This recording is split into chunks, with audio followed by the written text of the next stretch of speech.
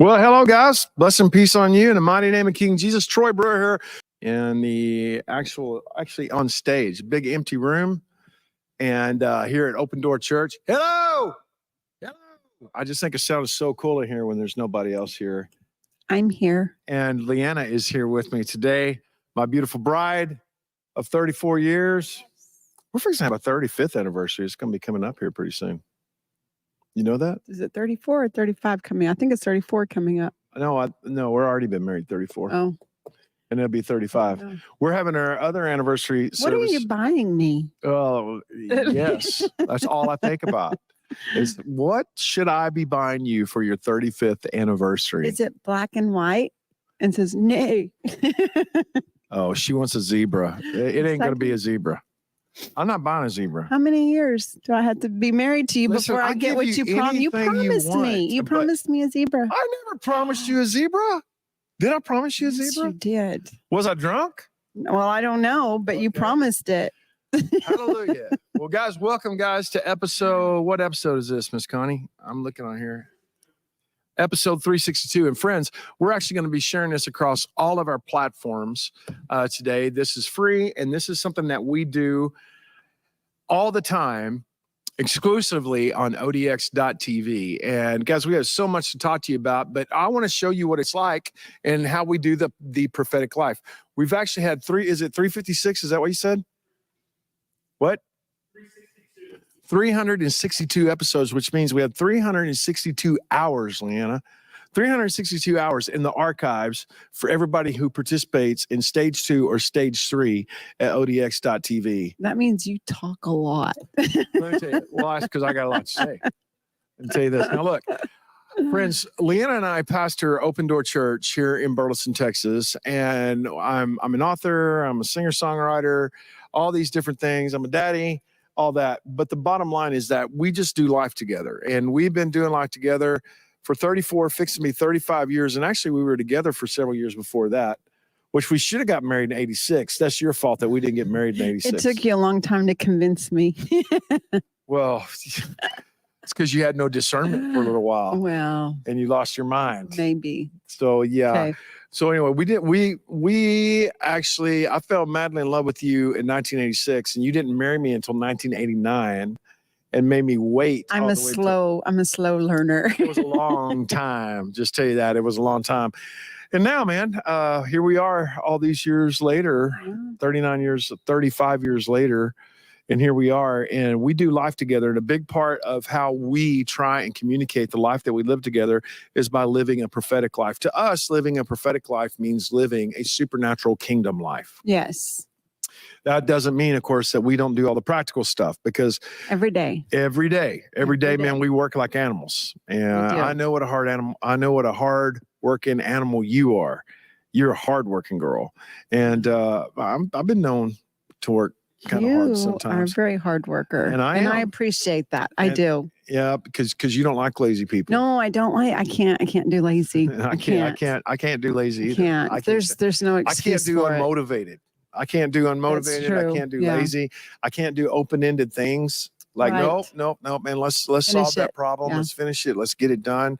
And that has made us so compatible, even though we come from different parts of the world. You're a little bit country. Yeah, you're a little bit rock and roll. Yeah. It's funny. You're the one wearing the hat. I know. I'm the only one here at the table that's not wearing it. Connie always wears her really cool hats. And I was like, you know what? I can do it. So, hey, Miss Connie, you're welcome to be going through here. Or Matthew, you're welcome to be going through here and actually putting on there where people are from. You guys do the thing for me there.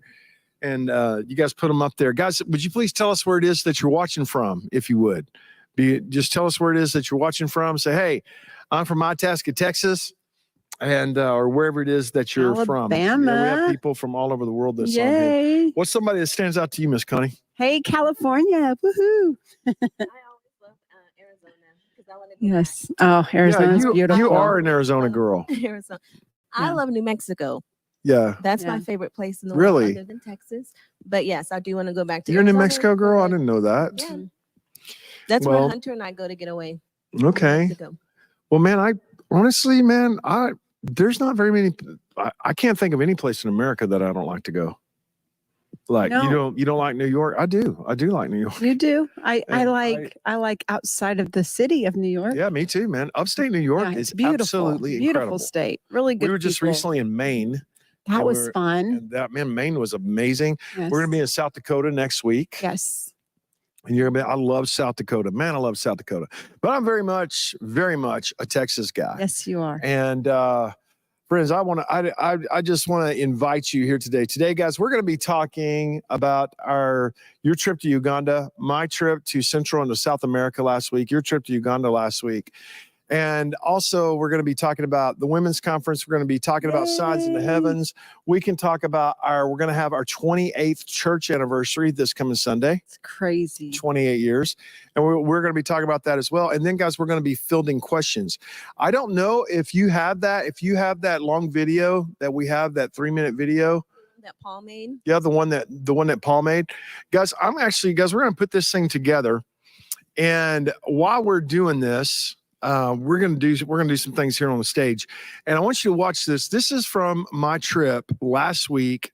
We went to Colombia. I was in Colombia for 3 days, in Bogota and all over Colombia, and then we were in Mexico City for 3 days, and then from there we went to Chiapas, Mexico, and we rescued 34 kids. That's so great. 34 kids. So great. And so there's been an argument over how many kids there were. Like, we thought you only rescued 33. No, one of them was pregnant. That's 34. That's 34. That's life. I promise you that. Yes. So it was a 15-year-old pregnant girl that we also rescued. We rescued so many. You did some rescues in Africa. Yes. And you did some amazing things. And then you met all of your rescue babies while you were there. Oh, we got so much to tell you about. But guys, I think it'd be better if I just showed you. So guys, watch this video. We'll join you again right at the end of this. When I first had the dream for a ranch, I also had the dream, like, okay, we have to be able to house kids. We got to be able to rescue kids out of trafficking. We got to be able to rescue the rescuers.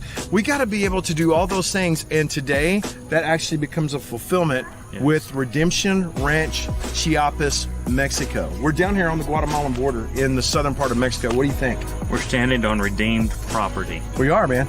It's amazing. It's amazing. Today I got to meet a little girl that we rescued several months back that I actually talked to on Zoom all the time. But I'd never actually seen her eye to eye, face to face until today. So we come pulling up here on the ranch. We go through the gate that says Redemption Ranch on it. As soon as we drive up, we're in the van, and Troy goes, there she is. Yeah. There she is. And you see her take a step forward, and they almost have to hold her back because you're on the van, and she's excited. And Troy turned into the father that he is and says, there's my little girl. She came running down the hill, and boom, man, she just about tackled me. Oh, dude. First time we've ever seen each other face to face. You just, I can't explain it. I teared up. I had to go walk behind the van, get composed and all that. I said, wow, this is what we get to do. There's so many more kids that actually need to be saved, and every single one of them want to hug me like this little girl did today. Yeah. One of the things that we find as soon as we get here is that, man, this place is like seriously stunningly beautiful. The buildings are incredible. And of course, we're not done with the buildings, but the structures that are already standing are more than capable of taking in, untold numbers of kids. This is one of the houses that we're actually going to be housing kids right here at Redemption Ranch. Look at this place. It's redonkulous. I tell you, we still got a lot of work left to go, but this room here is going to be full of tons and tons of kids here pretty quick. It's the upstairs part, but there's two other parts. I got to show you this. I can just imagine kids running up and down these stairs. Kind of give you an understanding. I mean, these are the kinds of bathrooms we're building. Boom. Look at that. It's nice. So, we're actually doing this to American standards. But with that said,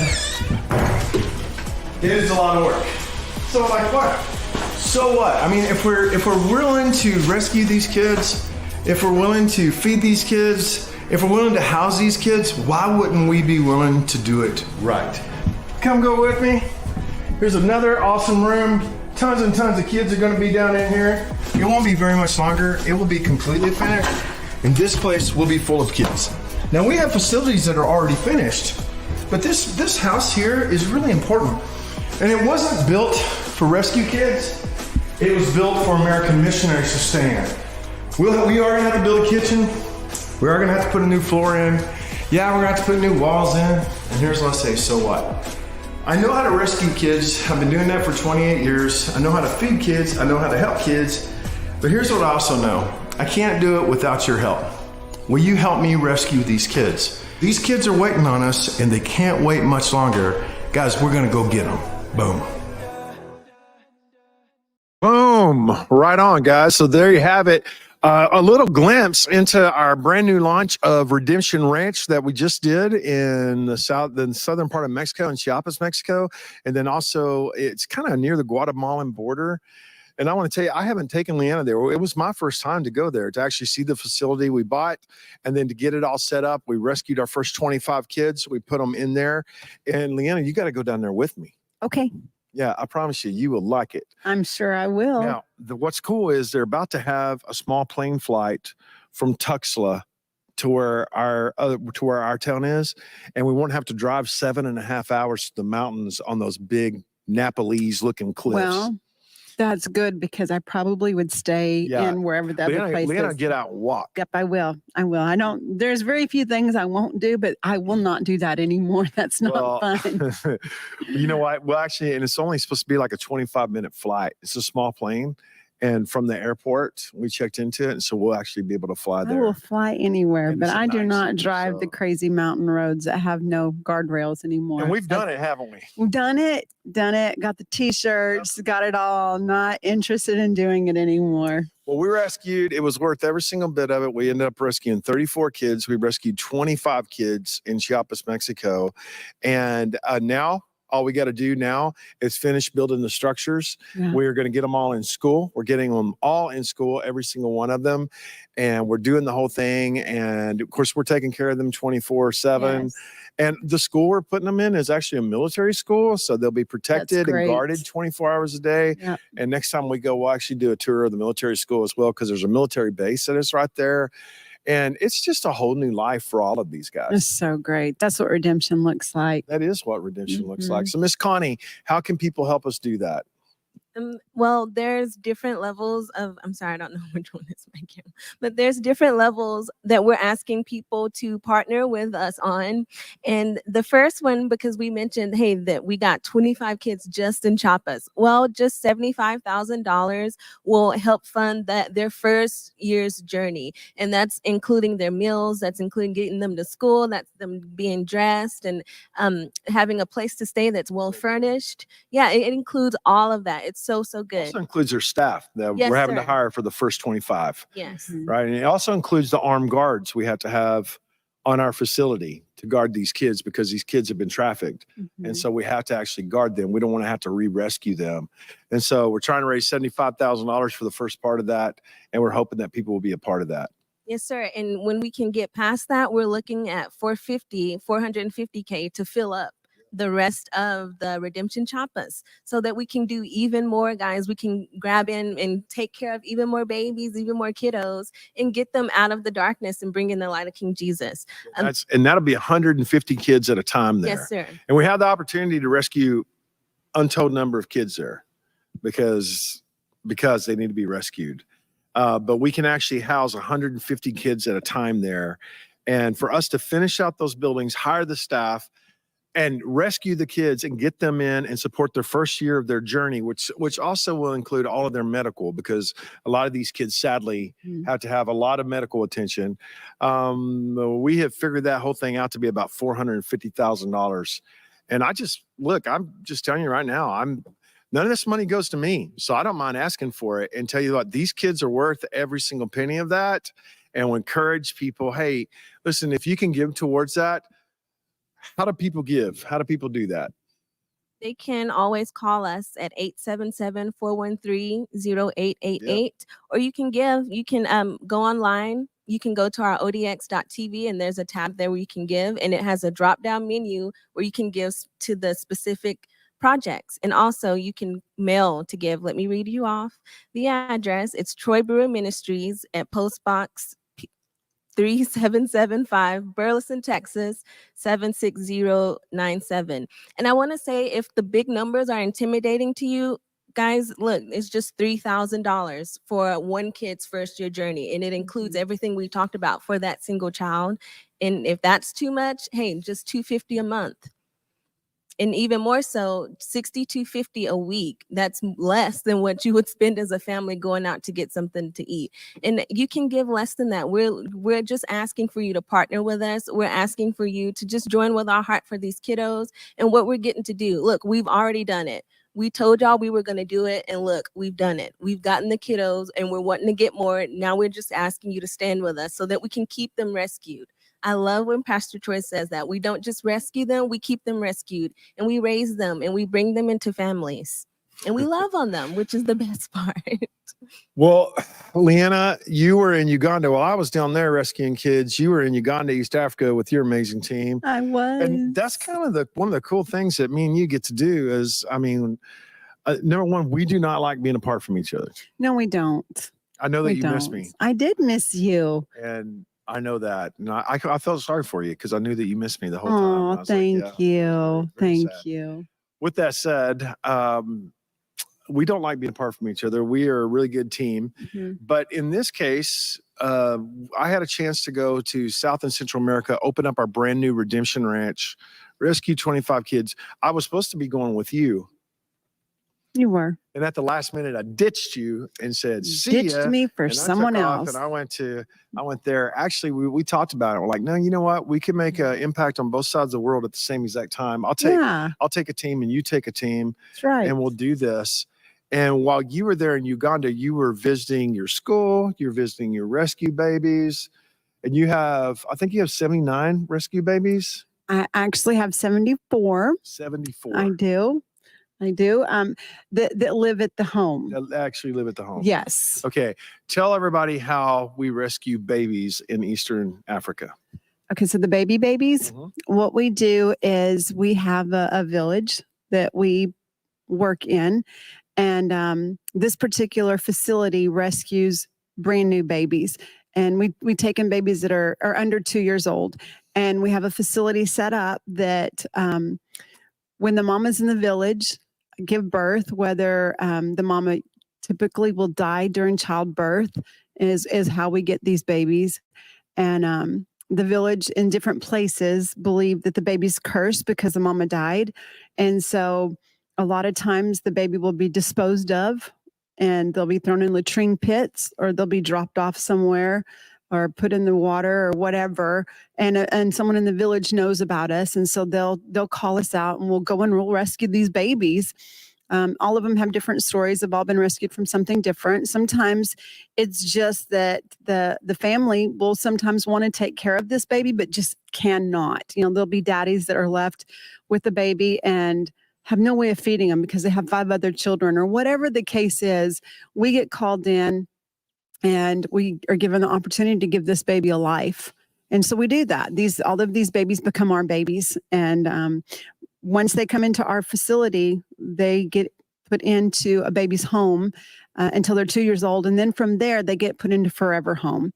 A forever home is a home with a mom and preferably a dad, but that's not always the case. But we do have men around the facility that help take care of them and steward these kids. But we do put them in home with the mom, and then they have siblings there. And so this is their forever home. That's where they're going to grow up. Those are going to be their brothers and sisters for the rest of their life. That's their mom's house for the rest of their life. And so when they have kids, that'll be grandma's house. And so they'll be able to go there. And that's what we do with our babies. Okay, well, that's outstanding. Hey, I'm trying to get somebody's attention here while she was on camera, and there's nobody here standing around here. And I don't know why, but I'm hooked up here to my iPhone here. Is that on purpose? Yeah, so I need to have the Wi-Fi because I can't keep up with any of this. I'm trying really hard to get somebody's attention. So right on. That is what we do, and that is how we do it. And you've rescued more than... You got 74 babies there. And these are kids that absolutely would be dead. They if we did would not be rescue dead. them. They would absolutely be dead. And it's not that they would have, these particular ones would have been dead. But then we have 2 girls that are teenage girls. One of them is 13 and one of them is 15 that we rescued in another part. And we have schools all over Uganda. But these two girls we rescued, and one of them I got to see on this trip, but they were both pregnant and had babies, and were thrown out of their homes because they refused to have abortions. And so we found both of these girls literally at two different times, two different places, walking down the street with these brand new babies. These are young girls that have no idea what to do. They just have been thrown out of their family because they refused to have abortions. And now they have this brand new baby and they don't know what to do. And the Lord brought them across our path. And we are now taking care of these girls and their babies. And so, yeah, there's no. Okay, so one of them. So I think I saw a picture of one of them, and I think we actually have a picture of her. And so she's beautiful. like, I thought she was 13, but she's actually 15. She's the 15-year-old. The 13-year-old's we didn't get a picture of her. Okay. She's actually in school. So this is a 15-year-old girl with her baby. Do you guys have that picture? Yes. Yep. Yes. Is that it right there? Awesome. She's beautiful. Yep. And boy, that baby girl is gorgeous. Yeah. Her name is incredible. Abigail, and oh my goodness, she's beautiful. Yeah, I'm still not caught up. I'm down over here, but right on. Yes. So there's your baby. Yes, and Right she on. loved me. Yeah, that's incredible. Well, I want to go back to that picture and let me see that other picture of her. That is a beautiful girl right there. She's a beautiful and sweet, sweet girl. And so what happened is, she has a baby now, and it's kind of like back in the olden days when you had a baby, you weren't allowed to go to school anymore. And that's very common there. So what we do is we have a nanny that takes care of that baby. So this little girl can still go to school. That's good. And so that she has a future and she can provide for her daughter and life will be different. Okay. So that's kind of a different approach that we take than a lot of people. And not to be critical of anybody else or anything else that anybody else is doing, because I thank God for anything Yes. anybody is doing. Yes. And man, guys, Takes listen, everybody. we all need to get into the Yes. fight. Yes. And everybody fights different and everybody has, different things that they're good at and all that.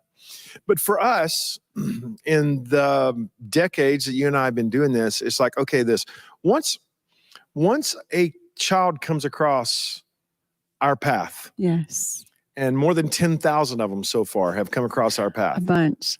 More than 10,000 kids we've actually been able to rescue. Just like this 15-year-old girl. Mm-hmm. Okay. So in her case, we rescue her. She's trying to feed her baby. She can't feed her baby. She's been thrown out of her house. She's vulnerable to everything that you can imagine. And all those things are going on. So we get her, we take her and say, no, you get to be a little girl. That's what you get to do. And here's the deal. You actually need a mama. Yes. And you need somebody to help take care of your baby because you still got to go to school, little girl. Yes. Yes. And you got to do that. And then to take all that on and say, we don't care. We just want it to be real. And we want it to serve Jesus in a powerful, powerful way. Well, and to know that the whole reason why she has this baby girl is because she was vulnerable. Yes. And it's not like she, had a choice in this, but she did have a choice to choose life, and she chose life. Yes.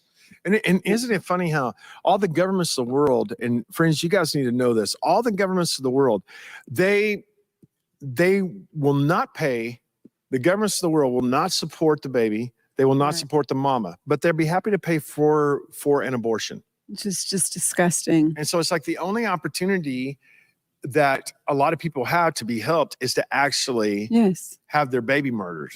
Yeah. And then they live with the shame and the guilt of that. Right. And was like, I didn't have anybody in the world to help me. I didn't know what I was going to do. I didn't know how I was going to do it. Right. I didn't know. Yeah. And you know what? It's up to the body of King Jesus to actually change that. Yes, it is. It is. And if it's just one person that you can help, just help one person. Don't walk past that one person that God has brought to you. Don't say, oh, I wish I could have. No, you can. You can. You can. You have to be courageous and you have to be selfless and go, I'm going to get involved in this messy world and I'm going to help. And if you say, well, it's just too much, then get involved in an organization that's doing it. Don't sit back and say, I don't have the time. I don't get to go. I don't get involved with an organization that's already doing it. And there's so many out there that are doing such incredible works. And just don't sit back and do nothing. That's all I can say is don't do nothing. Yeah, do something, even if it's wrong. Yeah, just do something. Say this. What if you were like, whoa, stop, you can't do anything wrong? Baloney. We've made so many mistakes. We've been wrong and we made so many mistakes and so many things and brought brought kids into the house and didn't know how to take care of them, didn't know how to do this, didn't know how to do that. And then, you know what? We figured it out. You do. It's, you do. I mean, look, you know, if you're going to have your own babies, you're not going to do everything right. And yeah, you want to do everything right, but man, you have to learn from it. You have to learn, and you got to get with the program. So anyway, so you're back and you did that, and that's amazing. And then we were telling the story in church that on your way back to the airport, Leanna, you actually ran into two little boys. They were on the side of the road. They were selling fruit, and you noticed that one of them did not have arms. Hey, Hunter, get somebody to go into my office and get that little statue. Do you know where it is? It's over there on the bookcase over there. It's on the bookcase. You'll see it. And so this goes back, this is like a huge prophetic marker for us. It is. It is. I remember when I was buying that statue, it was a time that we just didn't have any money. We were broke. But the Lord highlighted it and he said, I want you to buy this. And I went, okay, you know, I can barely buy groceries, but okay. So I bought it. And when I was getting up to the counter to pay for it, the lady behind me, she said, you might want to get a different one. That one's broken. And I looked at it and I went, one of the little kids is missing an arm. I was like, that's okay. I still like it. And because the Lord told me to buy that one. And so as I'm standing in line and I'm looking at it, the Lord just gave me a prophetic word. And I'm still waiting for this one to come to pass, but I've seen it all around the world. He said, you're going to meet a little girl in Indonesia that only has one arm. And you need to remember that. Now, all around the world, everywhere we've been, we run into kids that are missing an arm. Yeah, we run into them and they're missing an arm, and it's just, and everywhere we go. It's just the craziest thing. And if I would have listened to the lady behind me, just put it back. Don't even mess with that. You know, don't even mess with that. And you hear that so much in the work that we do. That one's just too much. That's going to be too expensive. That's going to be too hard. That's going to be too inconvenient. You can do this if you would just stay focused instead of just, and there's always that one kid that God's going, that's the one. Don't pass up that one. And so this little boy, there was actually two little boys. It was Jonathan and Cyrus, and they were out selling fruit. And we were doing our last minute things. I mean, we were literally 5 minutes from the airport, and we were doing our last minute things to be able to come back and sell stuff in the Spark store to raise money for all these kids that we take care of. And I go out there and Cyrus is out in the parking lot selling his fruit and all of this stuff. And I look and he has it. I don't even know how to explain it. They're not really, there's where your arms are supposed to be. They're kind of arms, but it's really like really long fingers. And he's just got one finger on each appendage. I don't know. It was really weird. I've never seen anything like it. And he was trying to hold the bag and show me the fruit. And I was just looking. And before he said anything, he just came up and gave me the biggest hug. I've never seen this kid in my life. And he just hugged me so tight. And I am telling you, it was like Jesus was hugging me. And I looked at him and I was talking to him. And Jonathan is a little more educated than Cyrus was. And so he talked very clearly. And he said, you know, we're selling this food and we're best friends. And I said, okay, this is great. And I said, well, how much do you want? And I always buy their fruit and then I give it to somebody else. And so I said, hey, are you guys hungry? And they were like, yeah, we are. And we haven't eaten today. And this was like 4:00 in the afternoon. And I said, well, hey, let's go eat. We're supposed to be at the airport in 45 minutes. And if you've ever eaten there, it takes a long time to get your food. And everybody was like, oh my God, Leanna, you're going to make us miss the plane. And I was like, no, we're going to go eat with our friends. And so we took them to our favorite little cafe there. And they were ordering food. And the lady behind us was having a birthday party. And so I thought, you know, I'm going to ask him. I said, hey, Jonathan, when is your birthday? February 1st. And I said, oh, that's amazing. Cyrus, when is your birthday? July. July what? I don't know. I've never celebrated. And we're like, oh, well, we have to celebrate. So we gave him a little birthday party. And that was so much fun. The people in the restaurant even gathered around and they were having so much fun. And we're just talking to these two little boys about their life. And they both live, Cyrus lives, that little boy has to take a ferry to an island, a remote island in Lake Victoria, to be able to come to the mainland, to be able to sell the fruit. And I said, tell me about your family, Cyrus. Do you have a mom, a dad? I have a mom.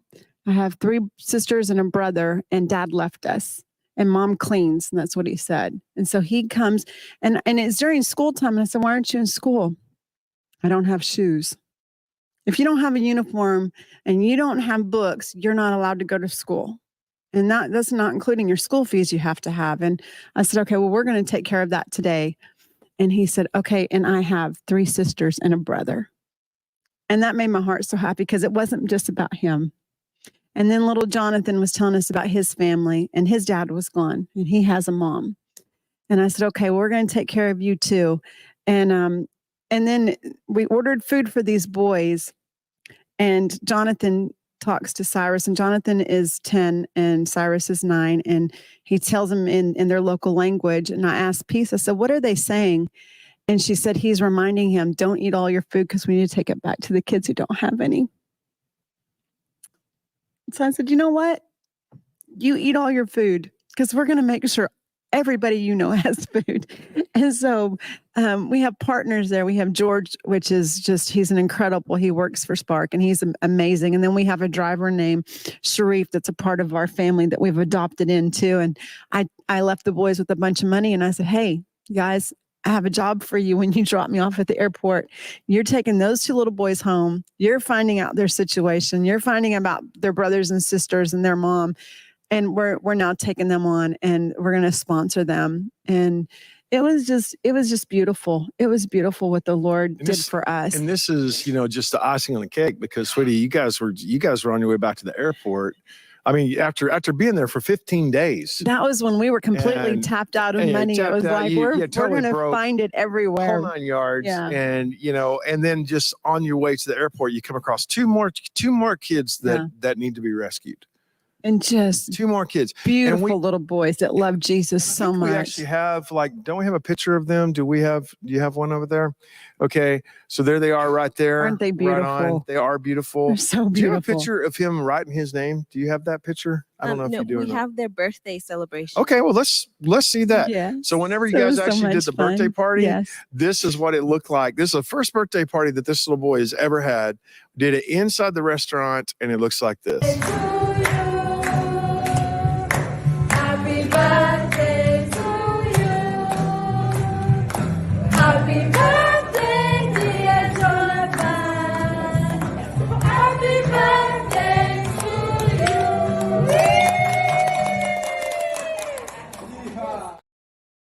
Absolutely amazing. They had never had cake before. Never had cake. Never been in a nice restaurant before. No. No.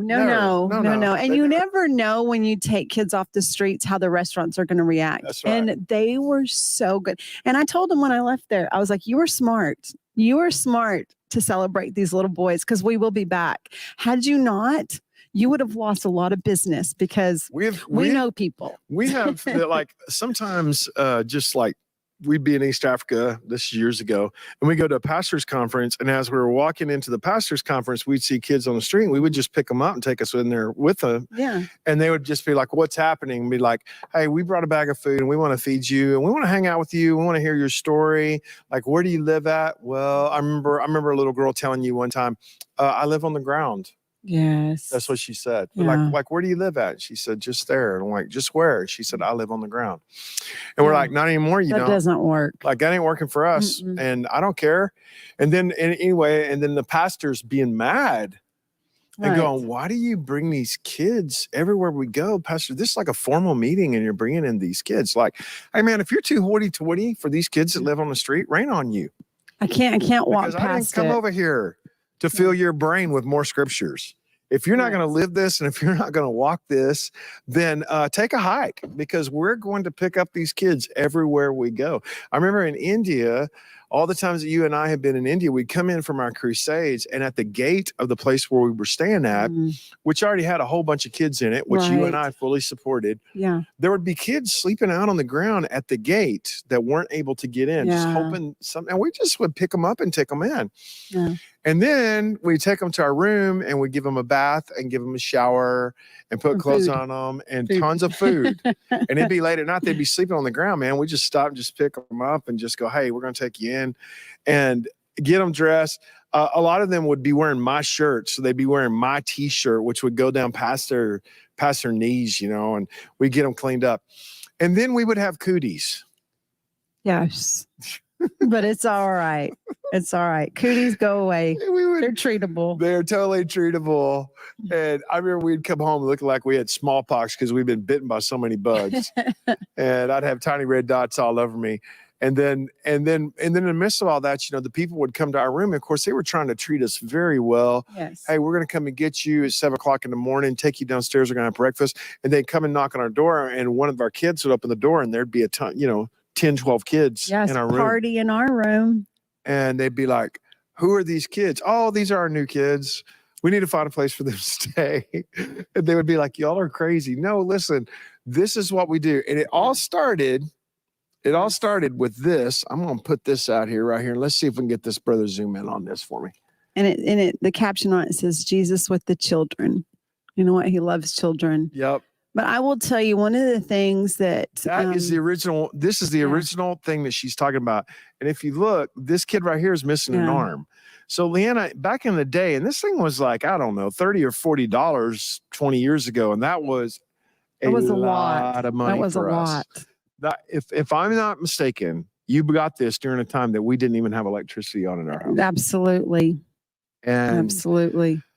We were very poor, and our whole ministry was in helping people that nobody else would help, and there was no money in it. And she bought this thing, and I said, Leanna, it's broke. She goes, no, the Lord told me to get this. The Lord told me to get this. And this is the original one. And it was a child that was missing an arm. That became a prophetic marker for us. Yes. And everywhere we go, we'd run into kids all throughout the world. We'd run into kids that were missing arms. And we said, that's one of our babies right there. And we would stop and find out their story. And then those kids would know a ton of kids that we would need to rescue. And the thing that I learned through all of these kids, just like with Cyrus, you know, we sat down to eat and a big deal to my friends in Uganda is chicken and chips, which is French fries. And so, but the chicken is like roasted chicken. So it's a whole quarter of a chicken and you have to cut it with a fork and knife because it's in a big piece. This little guy has 2 fingers. That's it. Like on both ends of these arm things. And that's it. And so I was sitting there and I was like, I wonder how this is going to happen. But you know what? I have learned through all of my friends that there is nothing impossible. And I sat there and watched him put the fork in one crease and the knife in the other. And that little boy ate with better manners than I have seen most adults eat here. And I watched him and I looked at him and I went, you know what? The Lord reminds me all the time. My excuses if I can't is just laziness. If I'm telling the truth, it's because I don't want to. It's not because I can't. There is nothing you can't do. The truth is you don't want to, because there is nothing. I have friends that have all different kinds of disabilities that we would call disabilities. And I have seen them do extraordinary things because they chose to. And it has encouraged me in my life of, you know, I'm not the greatest learner there is, but I can learn. I may not be able to do this the best, but I can learn to do it. And I can overcome any challenge I have if I choose to do it. Or I can decide, no, I don't want to do that. And so it's not that you can't do something, it's that you choose not to do it. And it's really given me a different lens on my perspective on how I see things in my own life and how I judge myself. Okay, I'm going to be honest, people. I don't want to do this. I don't say I can't do things anymore. I have to just be real honest and say, really don't want to do that because I can do it. I can do anything. I can get anywhere in the world that God has called me to go. It may be inconvenient. It may be difficult. I may have to learn a skill set that I didn't know that I could learn, but I can do it. And it's been a really good grounding for me personally to go, I have to get rid of the excuses of why. And when I stand before the Lord and he says, what did you do with this? This I can't, or I couldn't do it, or God, I wasn't able, is not going to hold water with him. He's going to say, no, you were more than able. I gave you a grace to overcome all of these things, but you chose the safe way, or you chose the selfish way, or whatever it is that you choose. And it is on us. And so whenever I come across my little friends all around the world, it's just a good reminder for me personally. It's not for me to judge other people. It's for me to judge me and say, Lord, I pray that I'm as good of a steward with all of my limbs and appendages that I have as these guys are with the limited ability that they have. And that little boy loved Jesus in a way that I haven't seen in a long time. And man, when that little boy hugged me, it really felt like Jesus was hugging me. And by the time we got done, I told him, I said, Cyrus, I want you to pray for me before I leave. And that little boy prayed for me. And it was in a completely different language. I have no idea what he said, but I'm telling you, Jesus was in that little boy's heart and in his life. And there's going to come a day that little Jonathan and that little Cyrus are going to change the world. And you guys are going to look back on this and go, that was those two kids. Those little boys are world changers, and God has marked them. And he allowed us to go in this time of their lives and plant seeds that one day he's going to harvest, because he is the Lord of the harvest. And the whole world is going to benefit from it, because God is so good. And I am just grateful that he trusted us with this very short time in our lives to be able to sow into these little boys. So thank you, all of you who partner with what we get to do. These are just one and two of the few stories of the hundreds of stories that we have of things that God has allowed us to do and be a part of. It's remarkable. We actually have over 4,000 kids under our care right now. Yes. And they're all and they all have a story just like that. They're all just like Hey, them. I want you guys to zoom in on this one more time. This is the actual thing. This is the thing that Leanna brought home that was broke. I really don't remember what year it was. I want to say it was like 2008 or something, or 7 or 6 or something. I think it was before that. Before that. So We've it had it actually a long missed an time. arm right here. And so that became, and we would look at that. And then after that, we started finding kids all over the world that were missing a limb, and we'd say, that's one of our kids. Yeah. You know, we were a good friend of ours, a brother by the name of Nick. They went all the way to India, and they adopted a child that was missing an arm. Yeah, and she's just beautiful. She is beautiful. What a beautiful little I'm girl. about to go through all these things. They're like, no, man, those are our kids. Mhm. And then those kids always know other kids that need to be rescued. Yes. And it's like a huge prophetic marker. And it all started with this silly little statue that Leanna thought was the coolest thing ever, which I do too. It is the It's coolest Jesus thing with ever. kids, and the Yeah. kids are real happy and they're walking with the Lord. But this kid was missing an arm. And after that, it became a huge prophetic marker within our lives. I love how Jesus loves kids.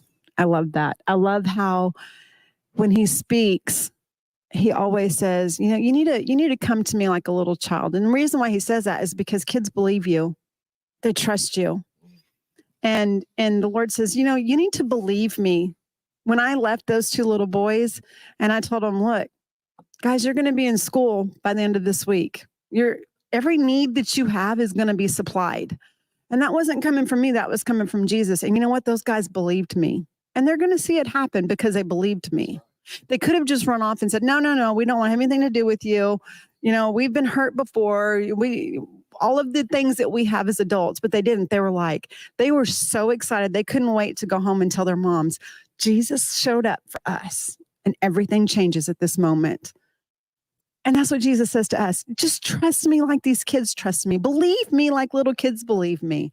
And Jesus has a special place in his heart for these kids. So the ones that you walk past and you go, that's somebody else's problem. I have my own issues. My kids have their own problems. Well, sow into someone else's kids and see if God won't show up for yours.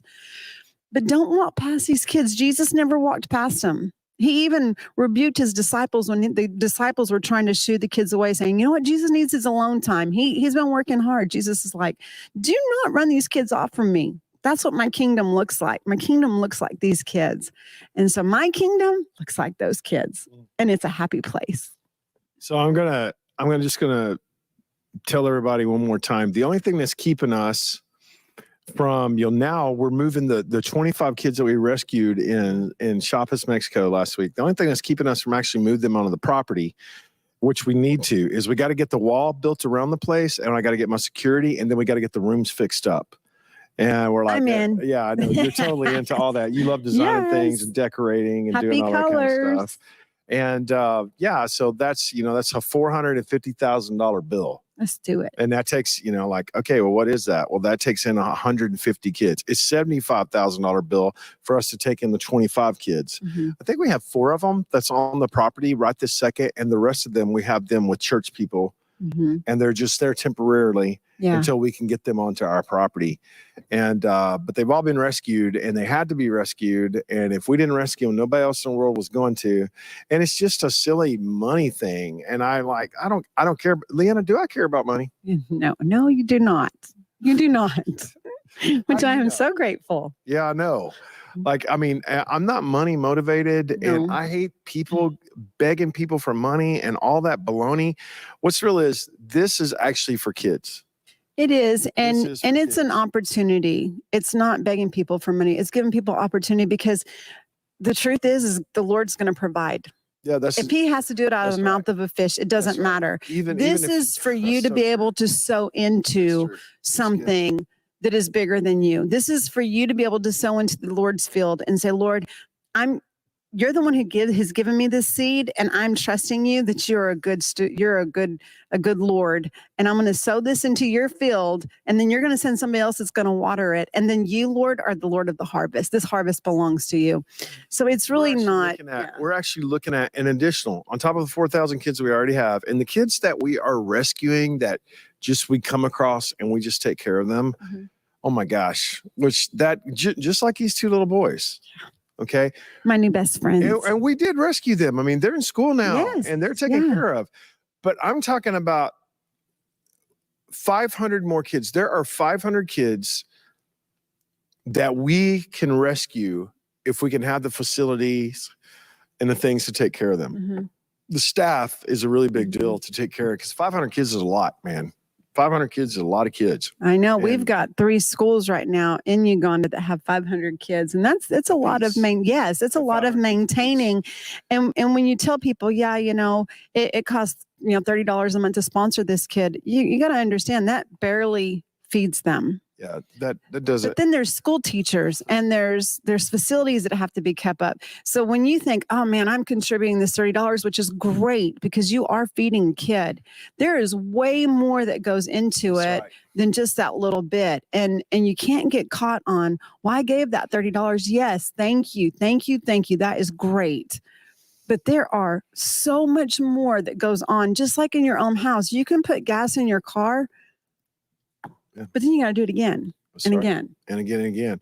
So Connie, we've nailed it down to per kid per week that we're taking care of. We looked at all the finances and go, what can we actually call this? And I think it's like $62 or something. Yes, sir. $62.50 a week. Yep. Just to so if you can't do the $3,000 a year or the $250 a month, then you can do the $62.50 a week, and that's less than what you would spend going out to have Dairy dinner with Queen. your family. It's less than what When I do would you ever spend go on to like Dairy a Queen? store run. So Leanna, man, I want to just tell you, I promise you, today at lunch, so we bought our I lunch. haven't had lunch yet. But, well, I haven't had lunch either. Never mind.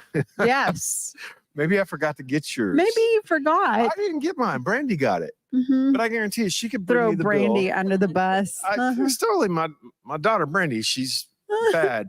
And so if just for lunch, this is our perspective. Number one, I just don't care. We're either going to do this or we're not going to do it. Yep. And we've decided we are going to do it. And again, we've been doing this for 28 years. We've rescued over 10,000 kids. And guys, if you guys have questions, if you have a question that you want to ask us about this, about our prophetic walk in doing this, you can ask your question, because I'm about to go off into question and answer time. And again, we do this all the time on the Prophetic Life. This is who we are. This is what we do. And I'm about to I'm about to start answering questions here in just a minute. But the bottom line is there's a lot more kids we can rescue. And now the governments of the world are coming to us and saying, when we rescue these, whenever we go to war against these guerrillas, when we go to war against these gangs, when we go to war against this cartel, can we bring the kids to you? Because they're just letting them go. They're saving them and rescuing them, but because they don't have systems within their own government, they're literally just taking them to town and going, okay, find your way home. And then you know what happens to them? Yes. You know, then the same thing happens to them again. So there's some really good guys in the military in Belize, in the military in Colombia, and also in the military and in the governments of Belize, and also in the governments of Mexico that are like, we would like to start giving you our kids. Would you help us with the kids we already have? And we would also like to start, do you have facilities? And can we start bringing these kids here? Because we know the right people to protect these kids if we can get them to the right place. Because there's also nefarious factions within all of these different governments, and you have to protect them from those people. Trafficking is a real deal, and the governments of the world are neck deep involved in it. Neck deep. And media is neck deep involved in it. And like, that's why they deny it exists.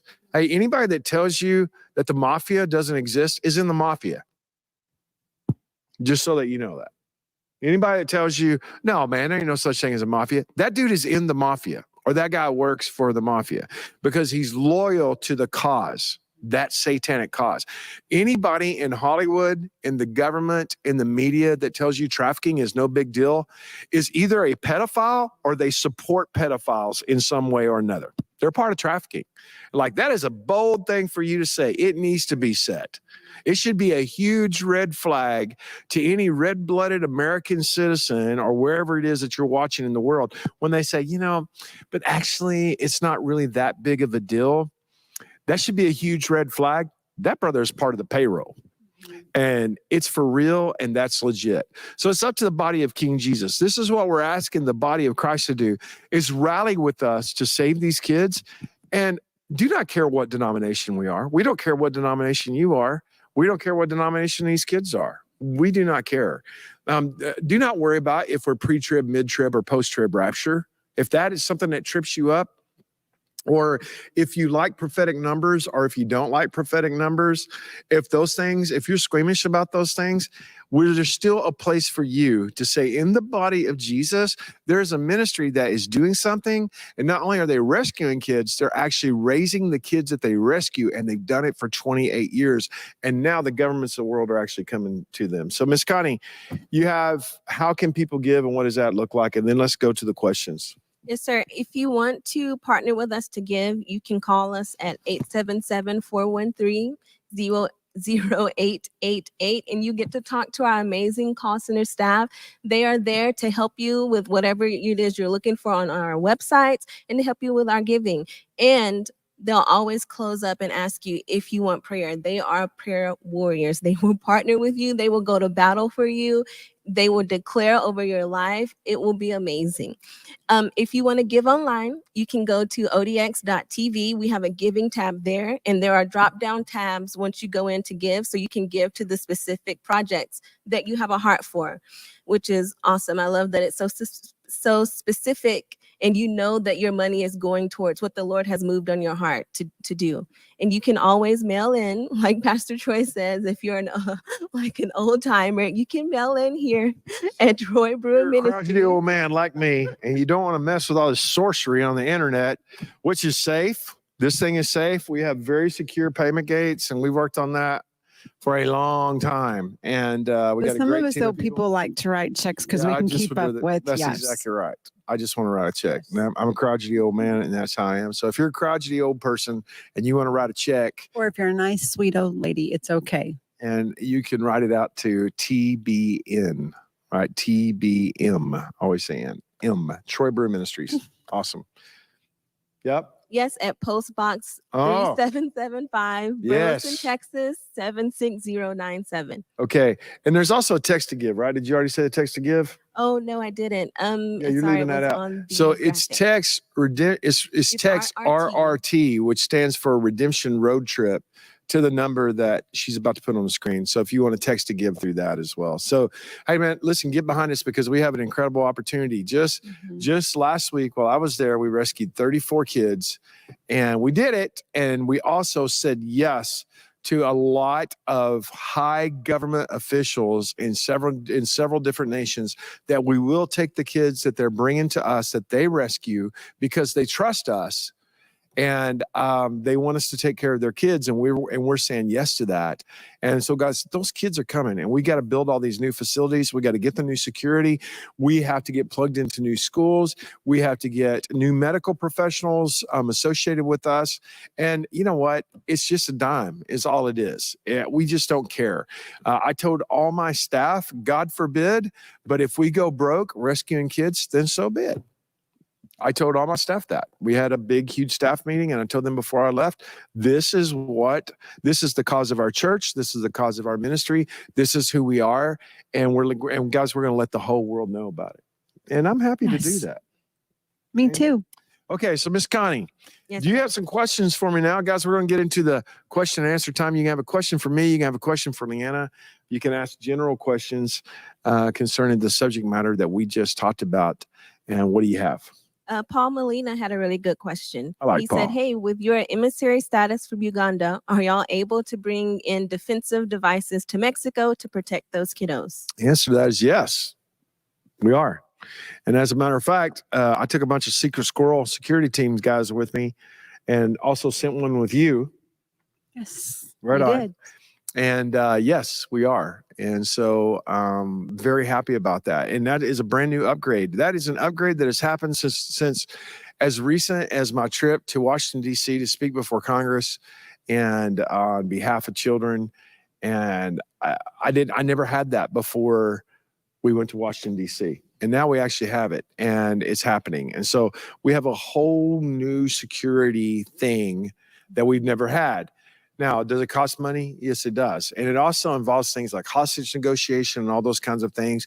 You know, Swanee had to go down to the Amazon River and rescue that little girl that was stolen from us here just a few months ago. And she went down there, had to risk her life, all this kind of stuff. We're not professional hostage negotiate. You know, we're not.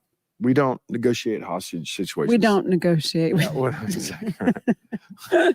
Exactly You right. don't want me negotiating. Come out in Jesus' That's name. right. And so, and it's worked. It really has worked. But we also recognize we have more kids, and our kids have been a part of trafficking, and specifically, they've been a part of the media pornography part of trafficking. And so they make big money for these cartels, big money. And it's a more dangerous situation now. And it's not just one place. I mean, you know, we have, depending upon what time of year it is, we have either 16 or 18 rescue centers and schools and those kinds of things where we actually rescue kids. And we are required to have a brand new kind of military presence involved in the security of all that we're doing now. And so, yeah, man. So that's a great question, Paul. Thank you so much. And then Miss Debbie Smith asked, have you ever had someone who wanted to go down and live with those kiddos? Wow, Debbie. In some cases, yeah, we actually have had people that went and lived with our kids. Now, Debbie, I want to tell you, people don't just volunteer for that and we send them, right? I mean, these are people that, you know, work with us and people we know and people that have certain skill sets. And people, number one, let me say this. I love your heart. I do. And everybody that gets on here and just goes, hey man, I want to go. I have a huge yes in my spirit to take everybody in the world with me. With that said, you can't. And so, but the answer to your question is yes, sometimes that actually does happen. And there's a lady that works for me right now that she's about to move to Belize. And, but you know, she's a huge part of our team and she wants to, she's retired and she works for me and she wants to move to Belize and she wants to spend the rest of her life taking care of all of our kids in Belize. we're like, hey man, we bless that and we love that. And I have a young lady there right now in Uganda with our babies that's there for 3 months doing an internship. So yes, we do that. Yeah, so we can do these things, and we can. And now, again, there's a little bit of a process with it. Yes, there is a process. And it's important. And so, anyway, there's a lot involved, as you can imagine. Number one, there's a lot involved in moving from one place to another place and doing something for any amount of time. Secondly, there's another thing to representing us in our ministry and our heart and our guidelines towards kids. The next one is being able to support yourself and take care of yourself and yada, yada, yada. And then after that is you got to be able to work with trafficked kids. And that's a whole nother motor scooter. It's a whole nother motor scooter. But I want to just say this. I'm no expert at anything. I just hug everybody and love people and then talk to people on camera and say, this is what we do. So Debbie, pray about that and talk with us about that. Amen. You mentioned Belize. Susan actually had a question about how many kiddos. Do y'all know how many kiddos that we have in Belize? Wow, I don't know. I know that we birth about 150 kids a year at our birthing clinic. I know the one home that we built, the foster home, I think she has 9 kids in there. But then our other facility that has the campgrounds, there's a couple hundred kids there. I don't know. So if we birth 150 babies a year, then that's at least 300 girls. That's at least 300 kids that we're taking care of, right? So that means there has to be 150 girls involved in it. So I really don't know. I really don't. And I'm sorry I don't know that, but it's hundreds. Mm-hmm. And then we have schools there that we sponsor the whole school where all the kids in the school are being educated. We pay for their education and we pay for their food. And they're protected meals. During the daytime, which is a big deal just to get kids into school and then pay for their school and pay for their meals so that they're not just sitting out in front of their house all day long while these monsters walk in front of their house. And that's like one of the biggest things. One of the biggest things is just being able to prevent it, being able to rescue is not really the rescue side. It's actually the preventative side. And okay, we just got to get these kids out of this situation. Yes. And get them into a situation where it causes them to prosper and where they're protected and they're blessed and are loved and good, godly people are actually looking after them. So we partner with people in the Belize school system that are principals. Yes. Teachers, administrators, and all those kinds of people. And we find out who they are and we begin to partner with them, find out who are the godly people among them. Then we build huge relationships with them. And then we say, okay, how can we help you? Once we understand that that's their mission and that's their cause, and we really understand it. We have boots on the ground there. We completely vet these people and we say, if we helped you, what would that be? And I want to tell you, the first thing they always tell us is a fence. We need a fence around this property because people come right across the Guatemala border and just pick up our kids and walk right off to the Guatemala border with them and we don't see them anymore. And that actually happened in a place called Benkei, which is literally right on the border. And the administrators of the school there told us, we have to have a fence. We can't protect the 500 kids that are here. We can't protect them because we don't have a police presence and we just need a fence. And so we said, okay, so we'll help you. So we built a fence around that school, protecting all 500 of those kids. And it's like, okay, well, we got to feed these kids. Okay, well, then we'll pay for the food for all 500 kids. And I know that some of these kids are in terrible situations because here's an 8th grade girl who is pregnant. Here's a 7th grade girl that is pregnant. Here is a 9th grader that is pregnant. And all of these situations, that's going on. Okay, well, then we start to find out what those things are, what those situations are, and then actually rescue those kids, the kids that actually need to be rescued. So it's a big system in Belize. Those are not the kids that we house. Those are the kids that we school every day. Those are not the kids that we birth every year and the mamas that we work through the entire birth. It's also not counting the, like I'm on the radio in Belize and I'm on the radio twice a day. And we're telling everybody, this is what we do. Make this the cause of your church in this great nation. This needs to be your cause. And whenever I do pastors' conferences down there, I ask them, why the heck does a gringo have to come down here and do this when you guys are here? Why is that? And it's like, I shouldn't have to be here.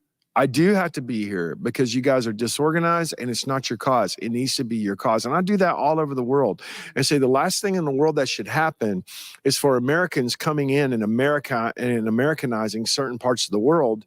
And it's like, everybody hates that. Well, get up and do something. Get up and do something to where Americans don't even need to come into this place. And then we show them, like, when I was in Chiapas, Mexico last week, I rescued an 18-year-old girl that had been paraded through her own town as a slave, and a terrible name. They call her a terrible name. She's a beautiful girl and she's 18. Okay, well, I brought her to church. We rescued her on a Saturday. I brought her to church on a Sunday and stood her up in the church service and said, we rescued her, and I shouldn't have had to. There's 700 people in this church service right now. Why didn't one of you guys rescue her? You knew about her. You knew where she was at. Why didn't you just stick your neck out and like, well, because I'm not sure I have the money. Well, I'm not sure we have the money. Like, well, I don't know what kind of things we're going to fight. We don't know what kind of things we're going to fight. Well, I don't know how much it's going to cost. We don't know how much it's going to cost. Well, I don't, there's all these things. We don't know any of those things either. We just have a yes in our spirit and the audacity to actually do it. And I rebuked a bunch of people and said, you should never have to have a foreigner come into your hometown and rescue somebody as easy as I did yesterday. It was so easy, guys, to rescue those 25 kids. I mean, it was way too easy.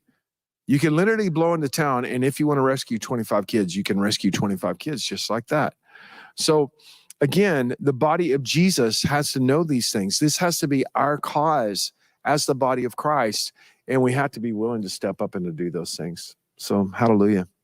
I don't know if that answers your question or not, Miss Connie, but No, I think it was good. And I think that you said stuff that needed to be said. It shouldn't have to take another nation coming in to do what the Lord has trusted you to do. But we're glad to do it. we are glad to do We're it. glad to do And I'm it. not griping about it. What I'm saying is the same rebuke that I give, if we go and if we rescue, okay, a real good example is years ago, you and I were in Mexico, and we always fed people after the church service. And there was a prostitute that was standing on the street corner right down the church, right down the road from us. And you'll remember this service. And she smelt the food. And so she snuck into church and stood at the back and hoped that nobody rescued her. The Mino church people recognized her. And while I was preaching, they drug her up while I was preaching, shaming this woman. I'm talking about totally shaming her, and drug her up. And this lady was kicking and screaming and hollering. And the church ladies were saying, this is the prostitute that stands down there on the corner, and she's got a demon of prostitution, and you need to rebuke the devil, and you need to judge her, and all this kind of stuff. And I could not believe how they were treating that girl. You remember that? I remember it. And she was just there because she was starving. She was a tiny, tiny, tiny, skinny thing. And I was like, what? When I saw how they were treating her, man, so here's the deal. I got down and I hugged her and I called her holy and clean. And I did cast the devil. And she did have a devil in her. And I did cast that devil out of her. And then I turned on that church and said, you know what, man? This girl is starving and this girl is hungry. And you have seen her down there on the street every single day. And not a single one of y'all have reached out to her. And when she stepped into this church, you shamed her. And they're like, are you kidding me? And they were like, lo siento. They were wanting to repent. Man, I went off. You remember that? I do. And then I had them start a ministry to all those prostitutes. And they did. And those Mino church ladies started reaching out to them and loving them and healing them and bringing them into their families and their homes and all this kind of stuff. Well, just exactly like that. I also want to say to every single Christian that is watching, if you watch this, or if you went to the movies to go see Sound of Freedom, or if you see this on television and you say, man, that's terrible. It's not enough to say it's terrible. Right. You have to do something about it. And the easiest thing, I'm talking about the very easiest thing, the most extreme thing that you could do is you can say, I'm going to do what Troy and Leanna did, and I'm going to pack up and go to another country that I do not know, with no infrastructure, no money, no home support, no nothing. In fact, causes tons of church splits. Every time that we'd get up for years and years and go somewhere and do something, people would get mad and say, why do you got to go help those Africans when we got all these people to help right here? Why do you got to go help all those dadgum Mexicans when we got all these people right here? And people didn't understand us. we were ostracized and hated because of that. And, we get thrown off of media all the time because I bring the subject up. Just bringing the subject up can get you thrown out of media, get you uninvited off of people's television shows and things like that. The most extreme thing that you can do is hear God speak, ask him to tell you what country you need to go to, and you get on a plane and you go there and see what God brings you. That's what we did. However, I don't recommend that. And we did that over and over again. I did that in 56 different nations. I've been in 56 nations to go there and see what ministry the Lord had for me there. That's amazing, and it's fun. You have to have a very special wife to be able to do that. But I do not recommend that. The easiest thing that you could do is simply support one of these kids that we're actually rescuing right now. Help us build a building. Like, man, I don't want to help another stinking building. This is not just a building, it's life. And it's something that will outlast all of the rest of us. And jump in and participate in that. Okay, so you have another question for me? Yes, sir, but I didn't realize it's past 2. It's 2:13. Don't know if you 13. My goodness. Well, you know what? It is time for us to get done with this. And guys, I'm so grateful. I'm Leanna Brewer. Thank you so much for joining me. Thank you for having me. And for you ladies that are out there, we are having our women's conference this weekend. Come out to the ladies' conference. Friday night and at 7, and the doors open at 6. And then also on Saturday, the doors open at 8. And for those of you who've been commenting about my hat, we have them for sale here. Isn't it lovely? And all the proceeds go to our kids. So everything that we do, we're not just asking for money. We actually put our hands to work and do things to be able to raise money. So if you want to come. And the conference is about hearing the voice of the Lord and hearing what he's saying to you specifically. And what are you supposed to do with it? So the voice upon the waters. yes. So guys, it's the annual Open Door Estrogen Fest. Ladies, It's a party. come out and join us this weekend. So Yes. Friday night and Saturday during the daytime. It's free. It's a free conference, but we're asking you to sign up for it and actually register and come out and be a great big part of that. Leanna's going to be here with friends from all over the planet Earth. Raymond, are you going to be coming to church this weekend? Man, my daughter is going to be coming to church this weekend. Tia, are you going to be coming to church? Wow, Tia's going to be here. Right on. So what about you, Connie? You coming? Yeah, no, I might make it for the Atomic Bible Study though. Oh, that'll be so good. That'll be amazing. Well, yeah. So my Atomic Bible Study is going to be this coming Wednesday night here at That's Open gonna Door be Church. awesome. Atomic Bible Study with Pastor Troy Brewer. And that's going to be crazy cool. We're going to do that. Guys, listen, thank y'all so much for joining us today. I'm about to turn this over to Miss Connie, and I'm going to let her close up. Guys, if you enjoy this kind of stuff, man, join us because we do this several times a week, and we go through a prophetic topic, and then people ask us questions and all this kind of stuff. And all of that is a show that's called The Prophetic Life. And we have over 350 now. Episodes of that. We've been doing this for several years. Join us. Sign up for the Prophetic Life at odx.tv. If you have not heard my prophetic word for the year, go to odx.tv. These things are free. Go there and check it out and watch that. If you have not seen all of my Redemption Road Trip videos, go there at odx.tv. It's all there. It's the one-stop shop for all of our media ministry. And encourage y'all to go there and check that out. And I will see you, and I'll also see you at the ladies' conference this Yes, week. it's going to be great. Friends, I love y'all so much. I'm going to turn this Bye, over to Miss guys. Connie. Until the next time I see you, I call you the head and not the tail, above and not beneath, and highly favored of the Lord. Everybody asks me, why you do that at the end of that? Because I'm a Star Trek fan.